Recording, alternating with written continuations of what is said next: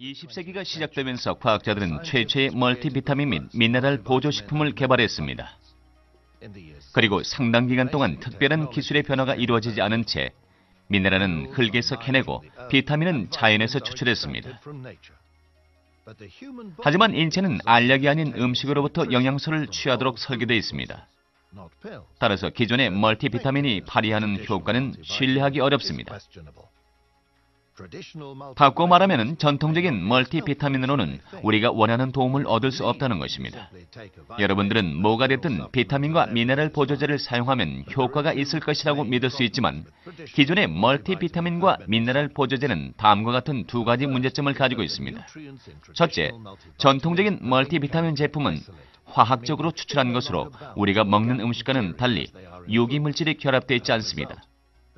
따라서 제품 안에 포함되어 있는 미네랄이 위에서 쉽게 용해되지만 pH가 중립을 유지하며 실제로 흡수가 이루어지는 장에 도달하면 용액으로서의 성격을 상실하고 다시 불용성 고체 상태로 되돌아가게 됩니다.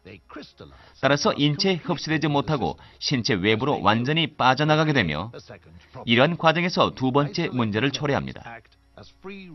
유기물과 결합되지 않은 미네랄은 소화기관에서 촉매제 역할을 하여 활성산소의 연쇄 반응으로 이어지며 산소 공급이 충분한 상태에서는 활성산소의 생성을 더욱 가속화시키게 됩니다. 멀티비타민에 포함된 항산화 성분들은 이들 활성산소를 중화시키는 데 사용되므로 소화기관에서 이미 고갈돼 혈액 속으로 흡수되지 못하므로 제품 안에 함유되어 있는 멀티비타민은 실제로 무용지물이 되는 셈입니다.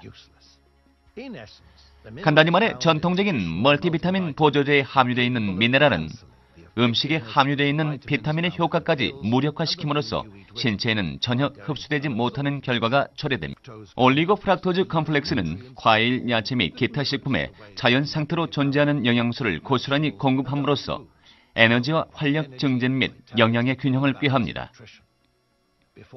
멜라루카는 미네랄을 항산화 성분 등의 영양소와 결합시키기 전에 여러 가지 아미노산 및 올리고당과 결합시킵니다. 이렇게 함으로써 미네랄이 자연 메커니즘에서처럼 결정체가 되지 않고 소화기관을 통과할 수 있게 됩니다. 올리고프락토즈가 장에서 용해되면 pH가 낮은 매우 작은 산성 버블이 생성되어 미네랄이 혈관을 통해 흡수되기 쉬운 용해 상태를 유지할 수 있도록 이상적인 환경이 조성됩니다. 하지만 더욱 중요한 것은 올리고프락토즈 컴플렉스가 미네랄을 보호하여 활성산소 생성을 억제한다는 사실입니다. 그 결과 항산화 성분이 산화되지 않고 장에서 혈관으로 흡수되고 마침내 체내에서 진정한 가치를 발휘하게 되는 것입니다. 이러한 일을 수행하는 올리고프락토즈의 작용은 매우 흥미롭습니다. 올리고프락토즈는 다양한 식품에서 발견될 수 있는 물질로서 소화가 되지 않는 섬유질의 일종입니다.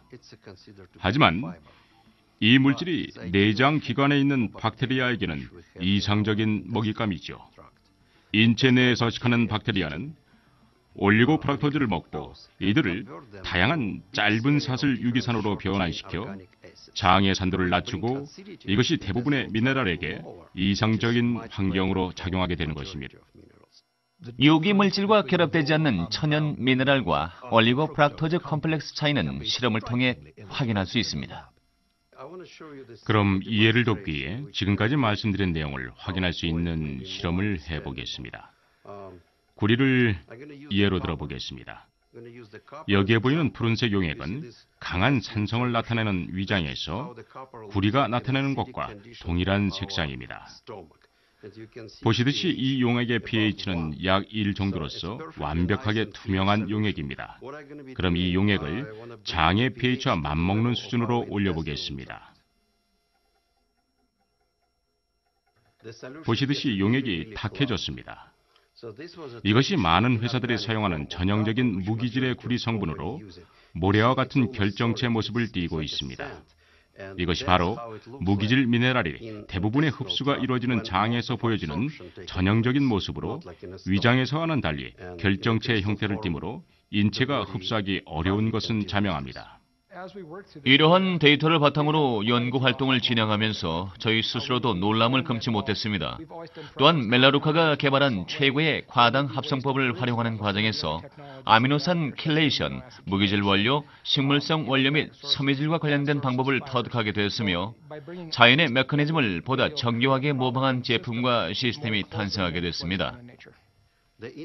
흥미로운 사실은 자연 상태에 존재하는 미네랄이 우리가 개발한 성분과 매우 흡사하다는 것입니다. 모든 식물이